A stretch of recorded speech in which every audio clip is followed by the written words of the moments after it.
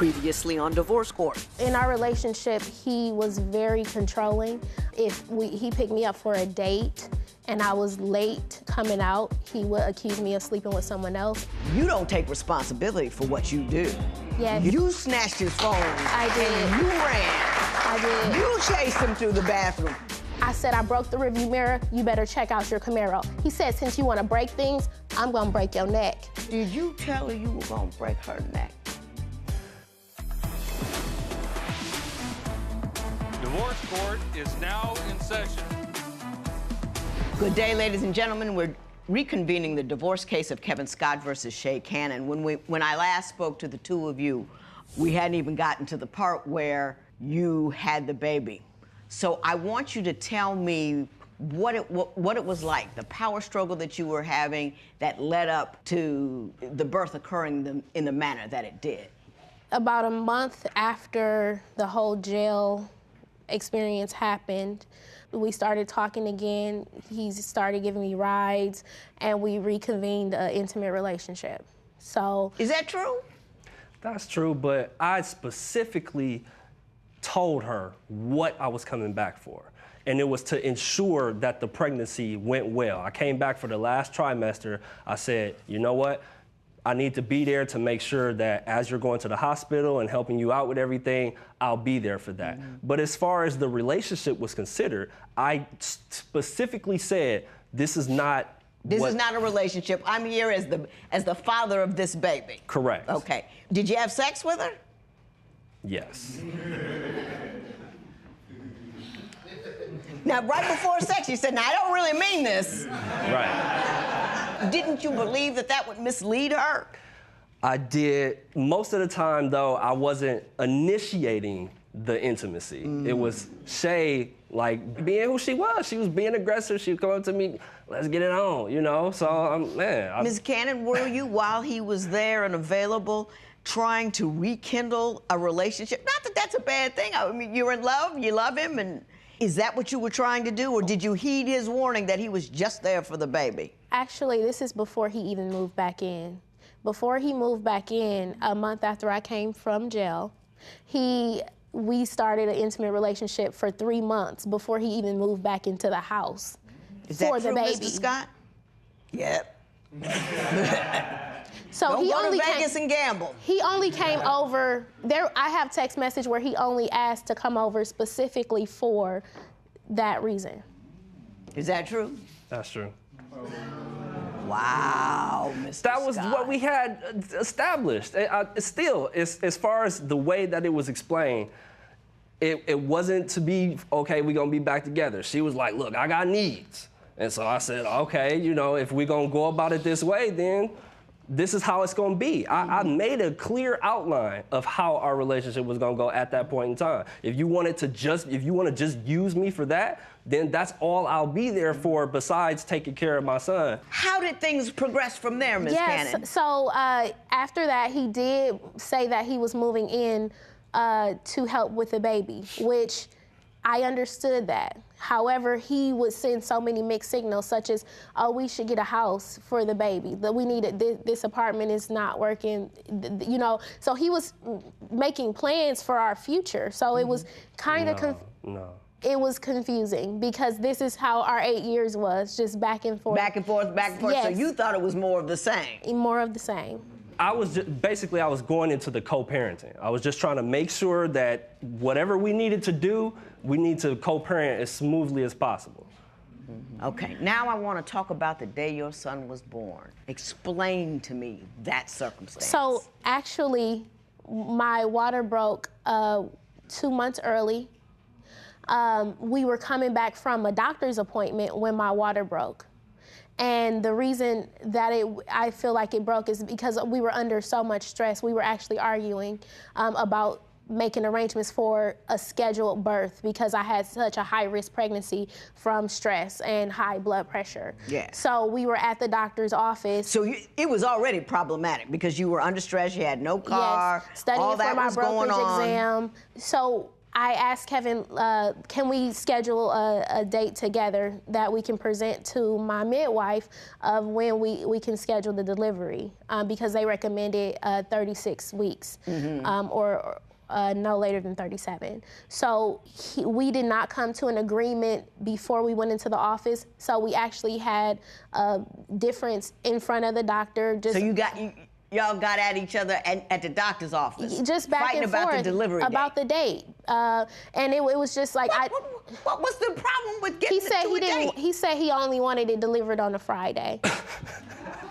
Mr. Scott, is that accurate? I was just trying to establish a time frame to try and correlate when everything would be smooth for everybody. The date, as far as when the baby was going to be born, you can't control that. But you can, if you're scheduling a C-section, you can. So you were trying to, because you're trying to talk around it, but if you're scheduling a C-section, that's what you're doing. And you were trying to plan it so it was convenient for you. Yes? Right. For both of us, though. Yeah. See, let me tell you where you're not important. You're not important then. Your convenience is not important then. Her life was at risk. Her baby's life is at risk. And for you to want to fuss with her about a date that's convenient for you is childish, small, and wrong. You can die from preeclampsia. You can die from high blood pressure. She can die and the baby can die. And you were going to get into an argument with her about it being convenient for you. That is not a good look. It's not a manly look. Woo! Within 24 hours, he was in Vegas. He left right after the birth? Yes. She had the baby. They put the baby in the NICU. The neonatal intensive care unit. Yes. And you went to Vegas.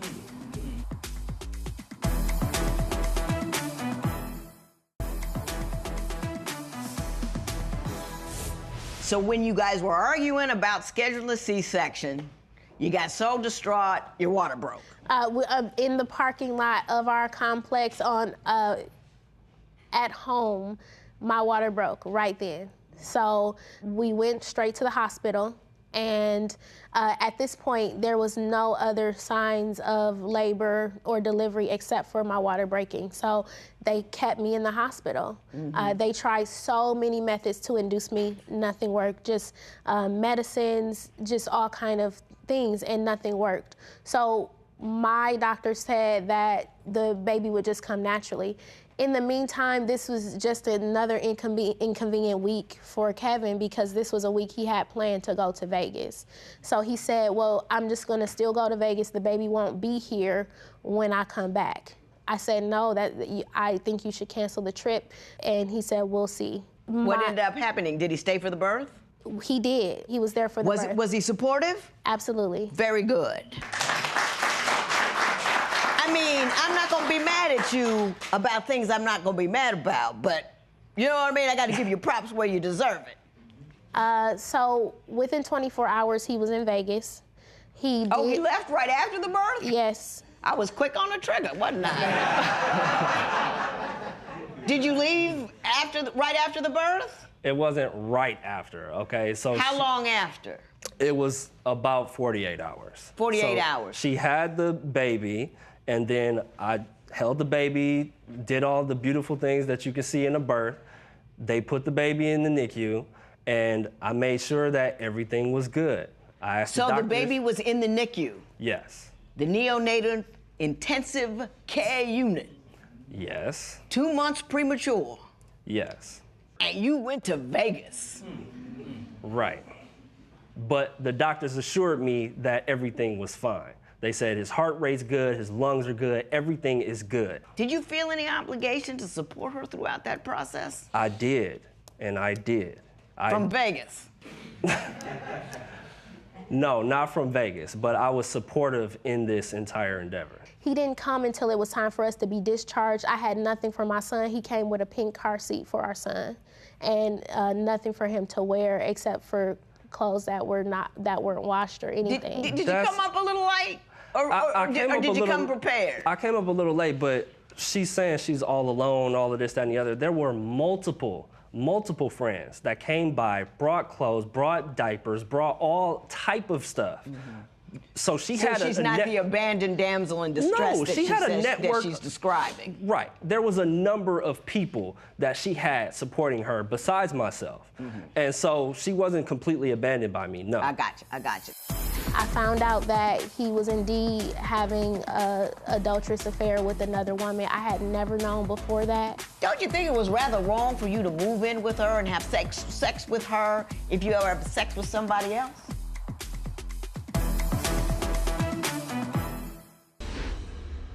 So what happened at the hospital when you looked through his phone? So that very last night when he came back from Vegas, he changed the password on my phone. And I just said, why? So I said, maybe this is his. So I looked and it was his password. So I had access to his phone.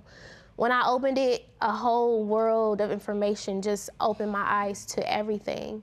I found out that he was indeed having an adulterous affair with another woman. I had never known before that. I'm gonna ask you the bottom question. Is this true? This is true. Yes.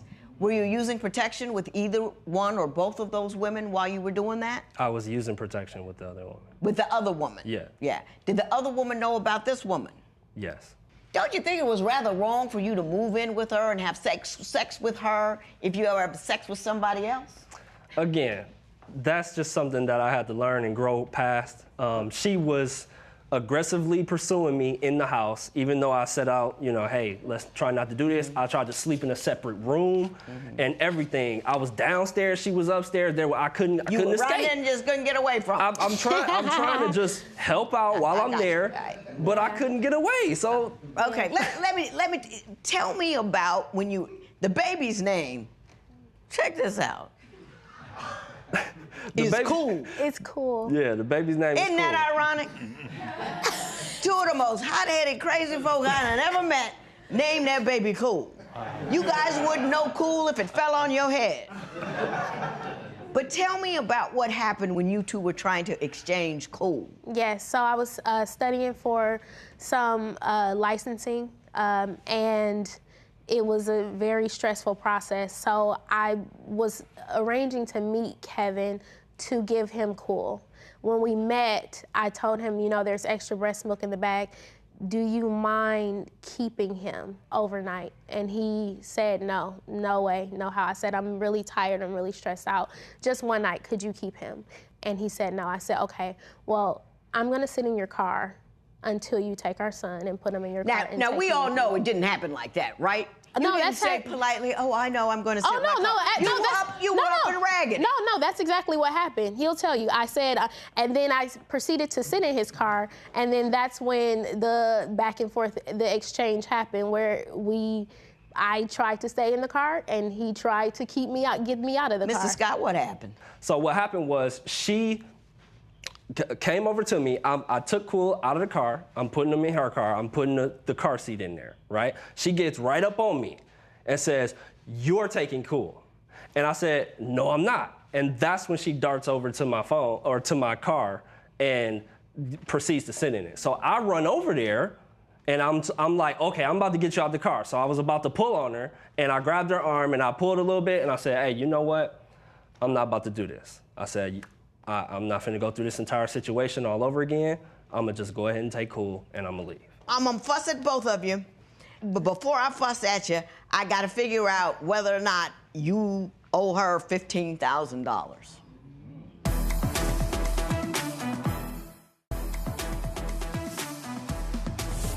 Ms. Cannon, you say he owes you $15,000. Why don't you tell me actually $14,500. Why do you believe he owes you that amount of money? After insurance paid for the birth of our son, we still had expenses left, totaling $20,000. So whose insurance were you on?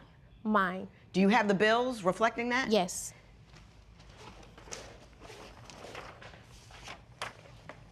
Mr. Scott, what do you say about that $20,000? Have you seen the $20,000 bills? Do you believe it? Do you believe you ought to pay half? Absolutely. The $20,000, the half of that, that's perfectly fine. In fact, as of right now, she's under my insurance. So I've been paying for that for about 1.5 years now. Oh, okay. So She's under your insurance because you're married and your child is under your insurance. Correct. But she had to come out, they're still coming after you personally for the $20,000. Correct. Okay, so you know you need to pay 10 of that, Absolutely. right? You're good, Absolutely. You're good on that. Tell me about the rest of the money. You want $3,000 for emotional distress and time off work, $1,500 for a car. So for the car that he took, we had 2 cars, and it was complete understanding that the car was mine. I drove the car 85% of the time. I paid for the $1,500 down payment, and I paid every month out of my bank account for the car payments. So the car was gone. I needed to buy a new car. I didn't have a car for 3 months, and then I bought a new one. What I'm asking him for, I could ask him for more for the car, but I'm simply asking for the down payment that I originally paid for that car. Did you take that car from her that you put a down payment on and did not give her access to it ever again? This was a mutual agreement to get this car, first of all. And second of all, as far as the payments were considered, we split everything down the middle in the house. Yeah, but you took both time. cars. You didn't split the cars down the middle, did you? Right, but she was the one who told me we need to get this car. And when we got the car, she said, just put it in your name because it's yours. That's why I had the car. Yeah, but y'all married though, right? Right? And you can't have both cars. She gets one. That's how that goes. You know what I'm saying? She gets one, $1,500. Now tell me about the $3,000 you want. So after I found out, so back to the cheating. What I found out was I opened the phone and this whole just world opened up to me. Even when I was in the hospital, when he would leave and I was on Pitocin, he was gone. He said he was getting Ms. food. Cannon, let me stop you right there. The 3,000. No, okay. No. You not get, first of all, you can't get an emotional distress for that kind of thing in a marriage because people would be just throwing money. My husband and I would be throwing tens of thousands of dollars at each other all the time. That's number one. And if you want to talk emotional distress, the stuff you did about running in the bank and the house and all that kind of stuff, come on now. You were both just distressing people, and you distressed one another, so you're not going to get any emotional distress. No, that conversation is over with. On a side note, it ain't got nothing to do with nothing. You want to be a motivational speaker, no? Yes. Yeah. After everything that I learned and all the experiences, and now having my son. Mr. Scott, might I just suggest that you not hold your personal experiences in such grand favor as if that it's taught you something, great. You know what I mean? It was really dumb to do in the beginning. And then the fact that you have survived stupid and still behave rather badly with respect to the baby doesn't make you a man that should lead others. I would say that. Having said that, I will say this, $10,000 for half of those bills and $1,500 for the car, that's $11,500 in favor of Ms. Cannon, and it's so ordered.